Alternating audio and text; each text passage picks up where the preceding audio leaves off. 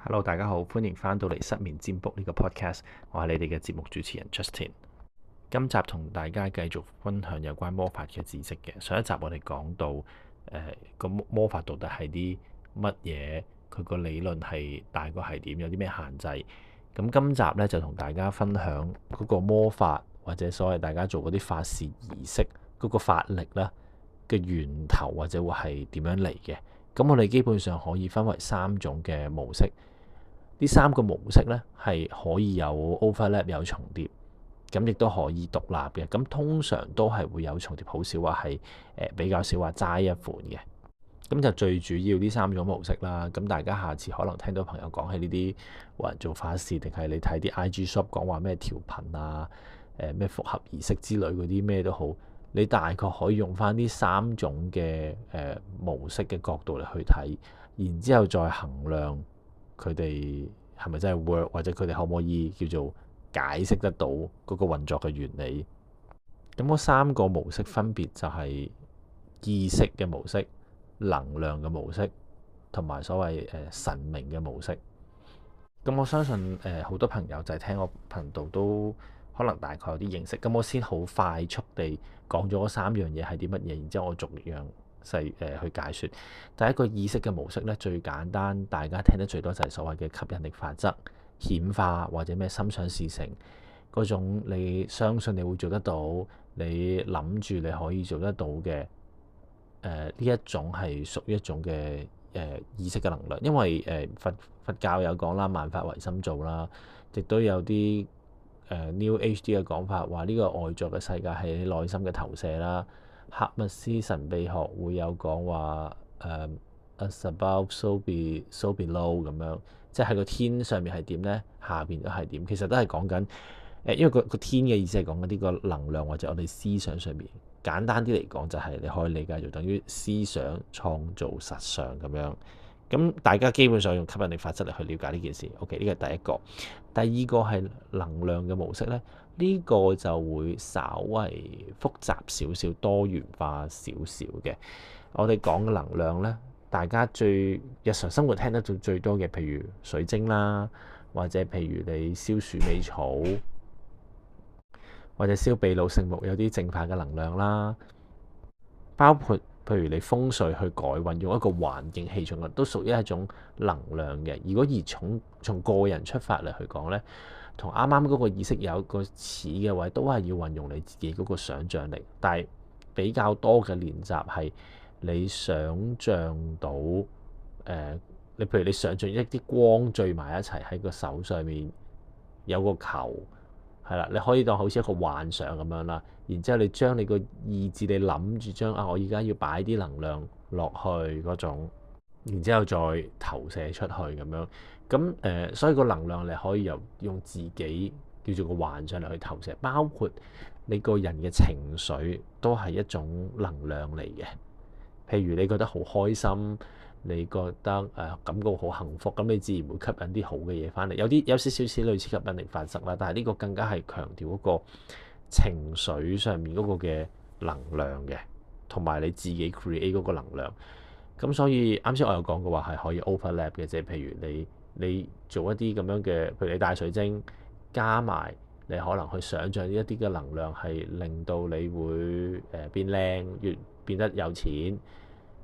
加埋你相信你自己做到嗰種潛意識嘅做法，譬如你寫出嚟，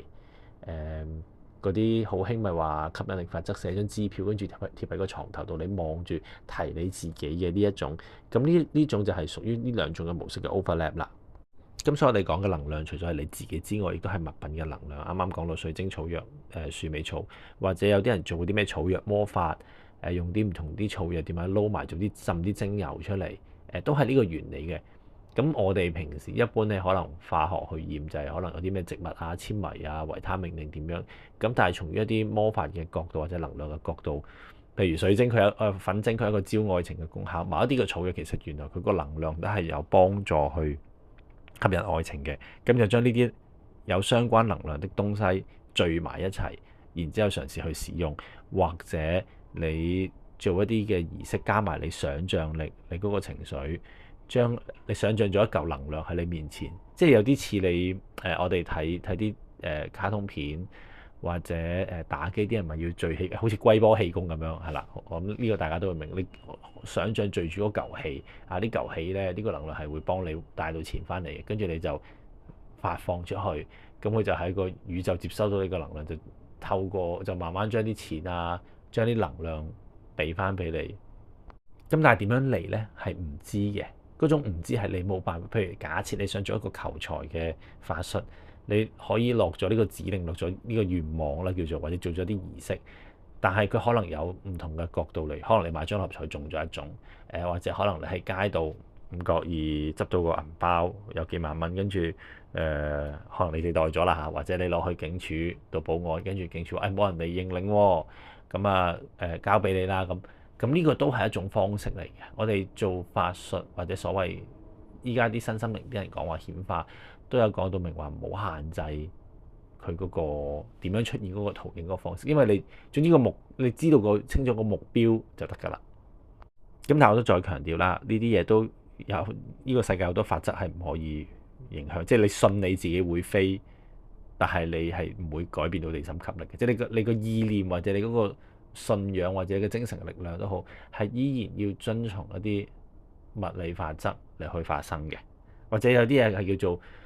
發生 make sense 一啲啦，即係你買張六合彩中獎都叫做 make sense 啊，但係唔會 most likely 就唔會有人無啦啦敲門上門打開隻門即係同佢講啊，我知你要錢，我俾錢你，咁呢啲就唔係好正常嘅做法啦。咁最後一個就係神明啦。咁我用神明係大家容易啲理解嘅，即係譬如你拜神、裝香拜神、燒衣呢種係簡單嘅。或者有啲人譬如話神功嗰啲道教法術嗰啲啊，要畫到符，咁其實嗰啲比較多係利用所謂佢哋話祖師爺或者某啲神明嘅力量，包括你去譬如去啲月老廟求愛情嗰種，咁可能叫你做下儀式啊，點樣拜下，裝啲咩香，念啲乜嘢咁樣，咁其實佢都係一個魔法嘅一種嚟嘅。咁呢個係大家比較容易啲理解。咁有啲的而且確西方有啲魔法係，譬如有啲符咒畫咗啲魔法陣，然之後去祈請或者去召請某一啲嘅靈體咧，其實唔一定神明嘅，或者一啲靈體出現，然之後就同佢自己講數，或者可能我俾啲乜嘢你，跟住你幫我去做啲乜嘢。簡單啲嚟講，就係你嗰個願望嘅達成係透過一啲靈體去幫你去造成嘅。咁至於佢係咁，當然呢個睇你求咩願望，譬如話平平安安咁嗰種好簡單，定係你有啲好 specific 嘅比較麻煩，可能真係要講數講條件，同埋嗰個神明或者嗰個靈體點解要幫你呢？都係另外一個 question mark 嚟嘅。即係等於你揾人幫手，人哋肯唔肯幫你，都可能睇你認唔認識啦。佢覺得中唔中意你啊，或者有咩利益俾到佢啊，或者其實你係咪佢個信徒供養緊佢啊？有好多嘅原因，或者你可能你學咗某啲嘅法術，係某啲嘅密碼啦，或者儀式係控制住嗰個靈體嘅，咁佢冇辦法唔聽你，所以佢逼住要幫你做咧，都有呢啲咁樣嘅情況。咁但係通常我哋實際用起上嚟咧，都會係3種模式係會有 overlap 嘅。我上一次有講，譬如你假設你想做一個魔法去減肥，你都要真係實際自己親自去做運動或者做相關嘅動作，你個物理上你先至會有呢個效果。因為你既然有呢個意志，咁首先喺做魔法之前，其實你個身體力行都已經係追隨緊呢樣嘢。如果你個身體力行唔係追隨緊呢樣嘢嘅時候，其實你嗰個意志力唔係好夠強啦。我哋咁去解釋。咁譬如，所以我哋就算做魔法，一般簡單去一個譬如我求財嘅儀式都好啦。我可能首先我要相信自己，或者我想像自己係有呢個錢，有呢個情緒，係難嘅。咁唔係一定係個個做，同埋都係需要練習嘅。然之後我可能帶啲招財嘅水晶，或者去一啲可能擺一啲所謂嘅水晶陣又好啦。咁加埋我可能想住，我覺得我喺度想像我自己會揾一份好好嘅工，好富裕，或者譬如我想像我工作有好多單咁樣，然之後我揾本簿我寫低佢啊，我用現在式啊，即係嗰種已發生嘅狀態，唔係話我希望有好多錢，係我已經有好多錢，我已經好富裕，咁就係呢個意識加埋我啱先講話，譬如大水晶嗰種能量，加埋你可能做一個儀式去，或者去拜財神又好，做呢啲嘢，基本上我哋係會一齊同一嚟去做嘅。或者我咁樣講，你去做一個儀式去求神保佑你嘅時候，如果你個心係咁都唔信你自己有錢嘅，其實係會大打折扣嘅，因為各種嗰種個法力咧係有唔同嘅源頭或者唔同嘅方式嚟去執行。咁但係譬如你有 conflict 嘅時候，其實你有啲嘢係會抵消咗嘅。我之後會再出一啲內容係講點解魔法會失敗，嗰啲就再專業啲嘅內容嚟嘅。咁所以大家可以慢慢拭目以待，亦都等大家知道，如果你一日你想自己幫自己做法術嘅時候呢，係需要留意啲乜嘢啦。咁我講咗3種嘅模式之後，另外一樣嘢想同大家分享就係，大家揾人做魔法、做法事，定係落降頭，定係乜嘢都好。如果你用翻啱先嗰種3種嘅方式嚟去解讀嘅話，幫你，因為通常呢，幫你做法事嗰啲人，我唔知佢會唔會叫個 client 要點樣諗或者做啲乜嘢啦。但係比較多係用神明或者靈體嘅方式嘅，即係譬如let's say 可能狐仙又好，或者求啲咩月老神明都好，或者可能係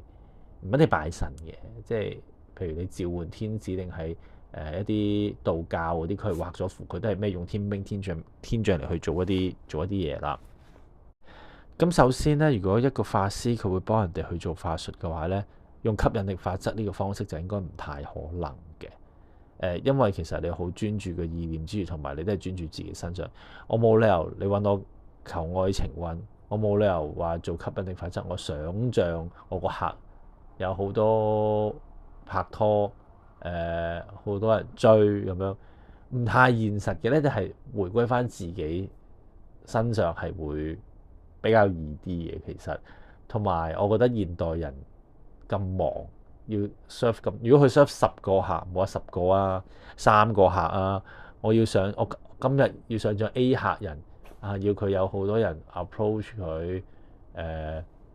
好桃花好，然之後晏晝再上咗 B 客人，唔太現實嘅，因為其實如果你係講緊意識，係你內心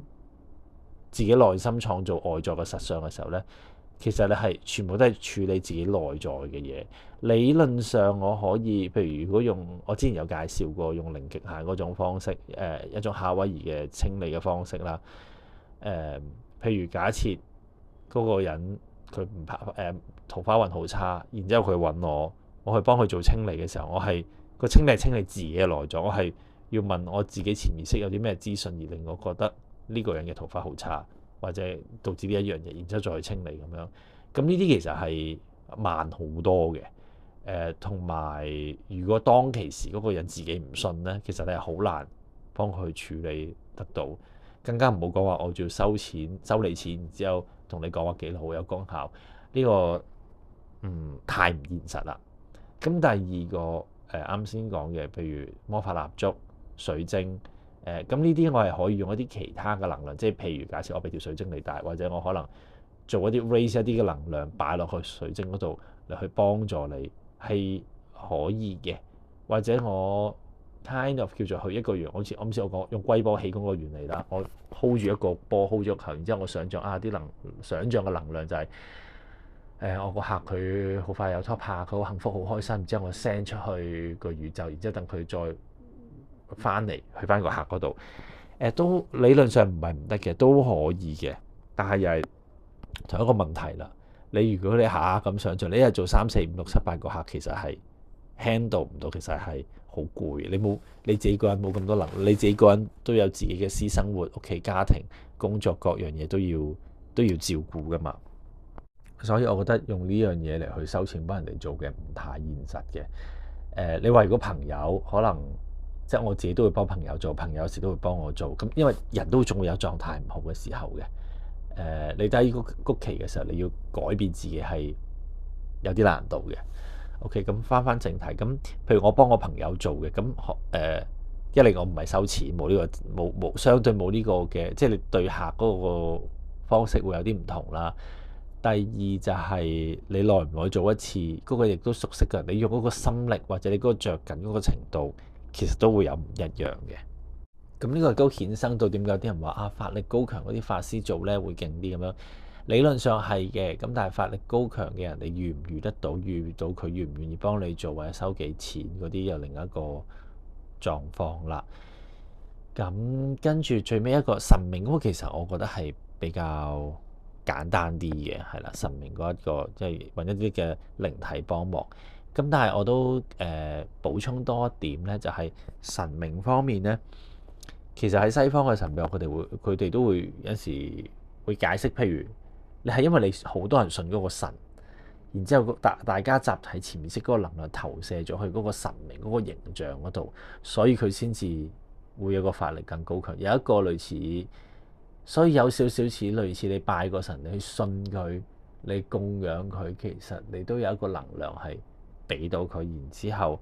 令到佢個鋪，令到佢嗰個電池越嚟越大嘅。但係我強調唔好因為咁而覺得自己你都要靠我，所以好巴閉，覺得自己好巴閉，對一啲神明或者其他靈體唔尊重，我就覺得唔好。即係就算人同人之間相處，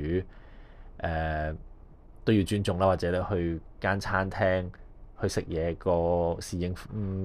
你都對佢有基本嘅尊重啦。即係哪怕就算你係客，你俾錢都好。咁所以更何況嗰啲係一啲嘅神明或者一啲靈體，同埋 most likely 佢哋存在嘅時間會比我哋長好多好多好多多好多好多好多嘅。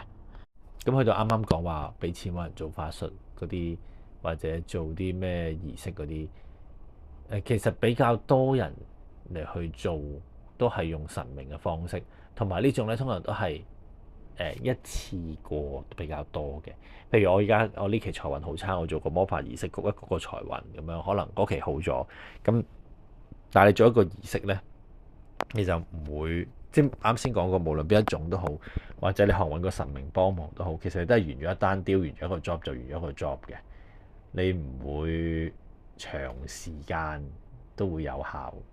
即係類似你做一次 facial，咁你咪可能有效一個禮拜10日，你可能之後你要再俾錢去做咯。咁除非你係一個供養嘅關係，譬如你長期拜某一個神嘅，然之後佢照住你，令到你好運嗱，咁就等於你去錢，你開咗 facial course 咁樣，你就每個禮拜都去做 facial，就係呢種就係所謂拜得神多自有神庇佑嘅嗰種嘅方式啦。我用拜神大家容易啲理解，咁有啲人可能會